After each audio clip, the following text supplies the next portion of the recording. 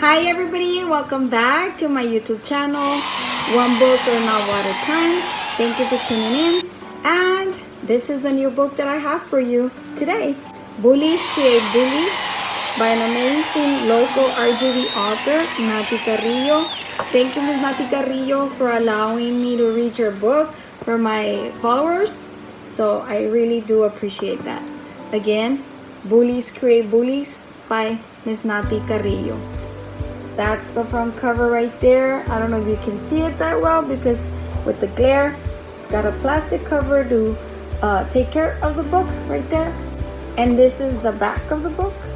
We have a beautiful image of Ms. Nati Carrillo right there. I think we can all see it. There you go. And a little bit of Bullies Create Bullies, just straight from the back of the book. It says this: bullies are not always big and ugly. Are you a bully? Are you being bullied? Or know someone who is being bullied? Then you will find this book useful. Julieta faced many challenges while growing up. From kindergarten registration through her senior year in high school. Growing up in a large family, Julieta felt invisible and experienced firsthand the middle child syndrome. She learned early on that school was not what she expected it to be. Julieta had limited friends because she was confused about who her true friends were. She had to learn how to cope when faced with bullies at different phases of her life.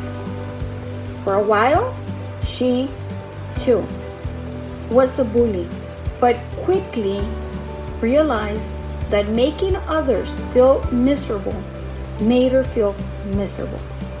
And this was not the rule she learned to live by. Today, Julieta is thankful she learned from her mistakes. She acknowledges that her religious beliefs helped her through the most difficult times. She wants readers to know that the issues of bullying are real, and kids should not have to wonder if bullying is normal behavior. It is not. Bullies have either been bullied at some point in their lives or just want to feel power over weaker individuals. Bullies are not always big and ugly. They may be living with you, working with you, or even claim to love you. Is there a bully in your midst? And with that, I will begin. Bullies Create Bullies by Nati Carrillo. Chapter 1: Middle Child Syndrome. Growing up in a large family is both a blessing and a curse.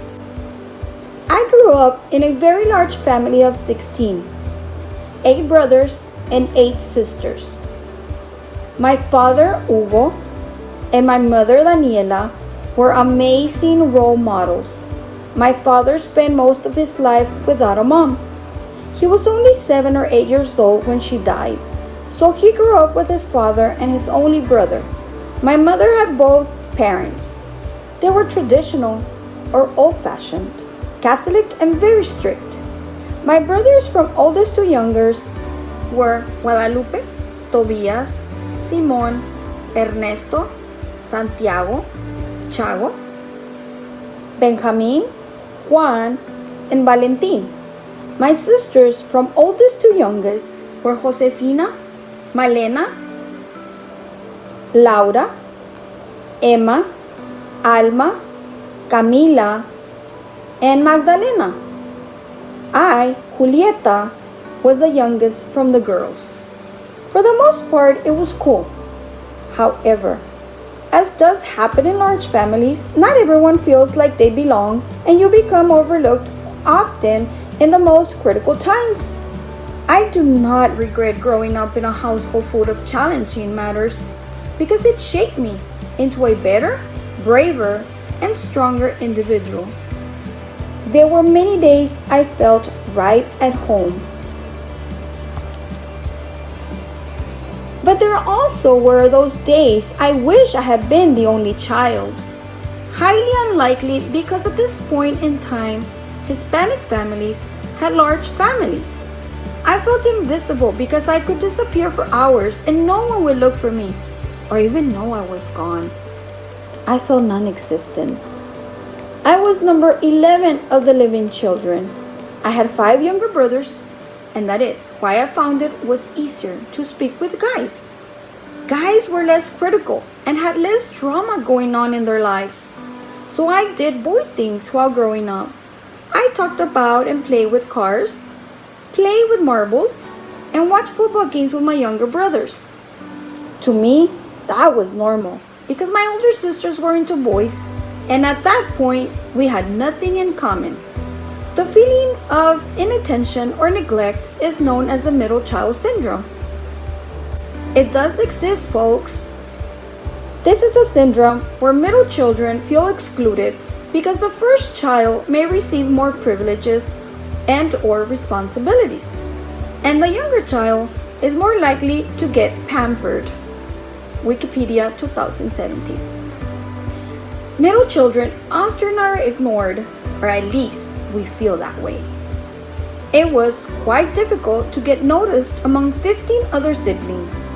There were so many of us competing for the same attention that at the end of the day, I was satisfied with having my father and mother, a shared bed, and warm food to come home to every day. For me, that was awesome. As long as you were a well-behaved child who was doing well in all your classes, did not have teachers calling your parents, and stayed out of any type of trouble like doing drugs, smoking, and/or drinking, you were pretty much an invisible child. This was acceptable. That is, until you hit the teenage years, when you turn to friends instead of family. Friends become your number one to go for advice and reassurance. There is longing for acceptance among peers that only friends can fulfill during this stage in life. Unfortunately, we often find friends who are unhealthy, ruthless, or bullies. Yet, we stand by them and start to make bad choices. Those choices, better known as free will, become a lifetime of struggles and disappointments. So take it from someone who has made her share of mistakes in life. You have to love yourself first to love others. You have to have an idea where you want to be in life and what you want to do in life. Write it down. Look at it every week or month and do this over and over again. Research says you accomplish 50% of what you write down. Life is a journey. That journey is not always a smooth one, and life teaches us lessons. We take those lessons to another level. We learn from them, from our mistakes, and hopefully we do not repeat them. Know that there is a stage in your life, such as the teenage years, when you start craving love, nurturing, and attention from friends. At this point in life, you are vulnerable, and you might be confused and develop unhealthy lifetime relationships that only lead you to a path of destruction. Listen to your parents when they offer you advice. They know what you're going through, believe it or not.